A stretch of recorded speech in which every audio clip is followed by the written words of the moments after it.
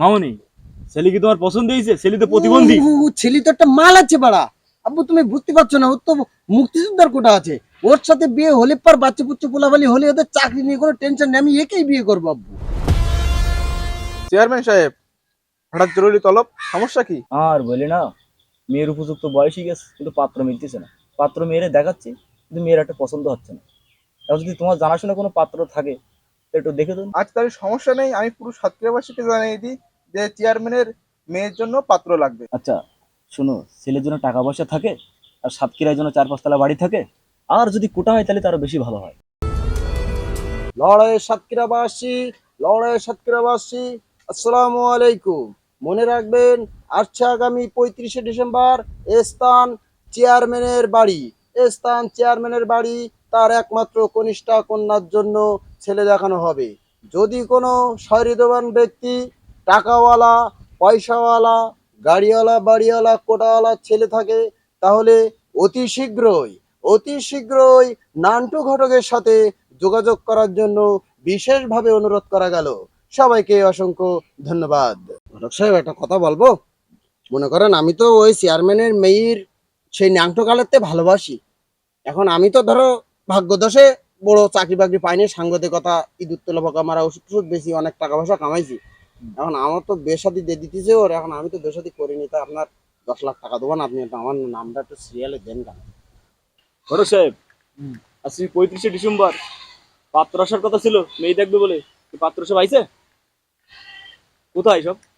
বাইরে অবস্থান করছি, সব আছে। আচ্ছা ঠিক আছে, তাহলে তুমি ওদের ডাক দাও। চেয়ারম্যান সাহেব, ছেলেটা দেখেন, ছেলেটা কিন্তু ইয়াকের, আর মেয়ের সাথে হেভি মানাবে। তাহলে আপনার মেয়ে কুসুমি ডাকেন।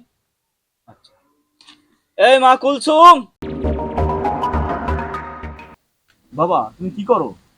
আমি ইতালি থেকে আসছি। আমি ইতালিতে এক্সপোর্ট ইম্পোর্টের ব্যবসা করি। আমার ফুল ফ্যামিলি ইতালিতে থাকি আর কি আমরা। এখন আপনার মেয়ের সাথে যদি আমার বিয়ে হয়, আমি ইতালিতে নিয়ে চলে যাব। মামনি, ছেলে কি তোমার পছন্দ হয়েছে? না আব্বু, ছেলে বাড়া বহুত বাঞ্চত আছে বাড়া। সে আমাকে নিয়ে ইটালি চলে যাবে, আমরা বাংলাদেশে থাকতে পারবো না, তাই কি হলো, ছেলেকে বের করে দাও আব্বু। ঘটক সাহেব, পাত্র কি আর আছে? হয়, আরো আছে। ডাকো। নেক্সট। বাবা তুমি কি করো? আমি এমবিবিএস, এমওসিএস, কেসিএস, এমসিএস, জেডএসআরএম, এমএসআরএম, আমি ডাক্তার।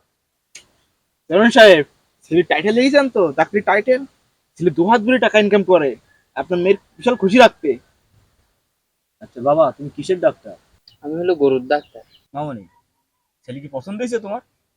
না বুদ্ধাল লাউড়া, এসব গরু ডাক্তার মাক্তার চলে না এসবে, বের করেন এসব, বের করেন।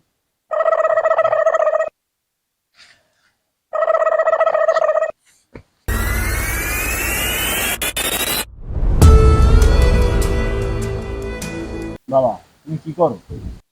দেখেন, আমার তো চাকরি বাকরি করা লাগবে না। আমার দাদা মুক্তিযোদ্ধা আছে আর আমার প্রতিবন্ধা কোটা আছে, ঠিক আছে? দুইটা কোটা মিলে আমার চাকরি 100% হবে। আমি যেখানে যাব সেখানে আমার চাকরি। একটু টাকা পয়সা লাগে, সেটা আলাদা বিষয়। মামনি, ছেলে কি তোমার পছন্দ হয়েছে? ছেলে তো প্রতিবন্ধী। ছেলে তো একটা মাল আছে বাড়া। আব্বু তুমি বুঝতে পারছো না, ওর তো মুক্তিযোদ্ধার কোটা আছে। ওর সাথে বিয়ে হলে পর বাচ্চা পুচ্চু পোলাপালি হলে ওদের চাকরি নিয়ে কোনো টেনশন নেই, আমি একেই বিয়ে করবো আব্বু। তুমি এক্ষুনি কাজী ডেকে এনে বিয়ে দিয়ে দাও। আরে ভাইয়া আব্বু বাড়া, তুমি আমার এই কি ক্ষতি করলে আব্বু, তুমি আমার কি ক্ষতি করলে? ছেলে পুলে সব কোটা আন্দোলন করে কোটা চেঞ্জ করে ফেলাইছে, আর কোটা নাই। এখন আমার এই ল্যাংড়া লুলা ছেলে পেলে নিয়ে আমি কি করব? এদের তো আর চাকরি বাকরি হবে না কোটায়।